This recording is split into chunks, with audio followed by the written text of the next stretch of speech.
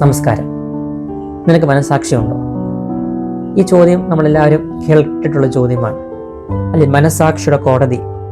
ഈ ദിവസങ്ങളിൽ ഈ പദം, മനസാക്ഷി എന്ന പദം, ഒരുപാട് തവണ കേൾക്കാനും ചർച്ചകളിൽ കാണാനും ഇടയായതുകൊണ്ടാണ് വീഡിയോ ചെയ്യുന്നത്. നമുക്ക് മനസാക്ഷിയുണ്ടോ?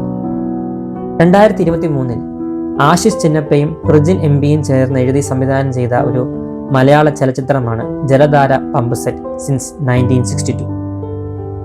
ഉർവശി അവതരിപ്പിച്ച മൃളാനി ടീച്ചറും ഇന്ദ്രൻസ് അവതരിപ്പിച്ച മോട്ടർ മണി എന്ന കഥാപാത്രം തമ്മിലുള്ള ഒരു കോർട്ട് ട്രയലാണ് ഈ സിനിമ ചർച്ച ചെയ്യുന്നത്. മണി കള്ളനാണ്.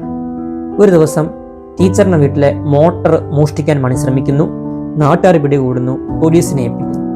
അങ്ങനെ ഈ ഒരു കേസ് കോടതിയിലെത്തുന്നു. ട്രയൽ ആരംഭിക്കുകയാണ്. ഒരുപാട് വർഷം ട്രയൽ നീണ്ടുപോകുന്നു. ഈ ഒരു സംഭവത്തിൽ ടീച്ചറിനൊറ്റ ലക്ഷ്യമേ ഉള്ളൂ: മണി കുറ്റം സമ്മതിക്കണം. കുറ്റക്കാരനായി വിധിക്കുന്നത് ടീച്ചറിന് ഒരിക്കലും ചിന്തിക്കാൻ പറ്റുന്ന കാര്യമല്ല. എന്നാൽ മണി കുറ്റക്കാരനാണ് എന്ന് തെളിയാൻ പോകുന്ന ഒരു സാഹചര്യം അടുത്ത് വരികയാണ്. മണിയുടെ മകളെ ഓർത്ത് ടീച്ചറിന് അനുകൂലമായ, അല്ലെങ്കിൽ വാദിഭാഗത്തിന് അനുകൂലമായ മൊഴി മാറ്റി പറയിച്ച് മണിയെ രക്ഷിക്കുകയാണ്. ഈ സിനിമയുടെ ക്ലൈമാക്സിൽ ഇന്ദ്രൻസ് വന്ന് ടീച്ചറിനോട് പറയുന്നൊരു ഡയലോഗുണ്ട്. അതിങ്ങനെയാണ്: ക്ഷമിക്കണം ടീച്ചറെ.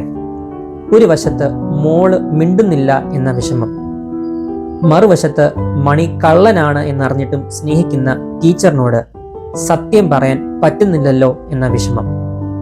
കഴിഞ്ഞ 7 വർഷമായിട്ട് ഞാൻ ഒരുപാട് അനുഭവിച്ചു ടീച്ചറെ. കോടതിയുടെ മുൻപാകെയല്ലേ ജയിച്ചുള്ളൂ, മനസാക്ഷിയുടെ മുൻപിൽ ഞാനാണ് ടീച്ചറെ പമ്പ് മോഷ്ടിച്ചത്. കണ്ടുമുട്ടലുകളുടെയും കൂട്ടായ്മയുടെയും നവീന ലോകത്ത് നാം ജീവിക്കുമ്പോൾ മനസാക്ഷിയെ മറന്ന് ജീവിക്കാതിരിക്കാൻ ശ്രമിക്കുക.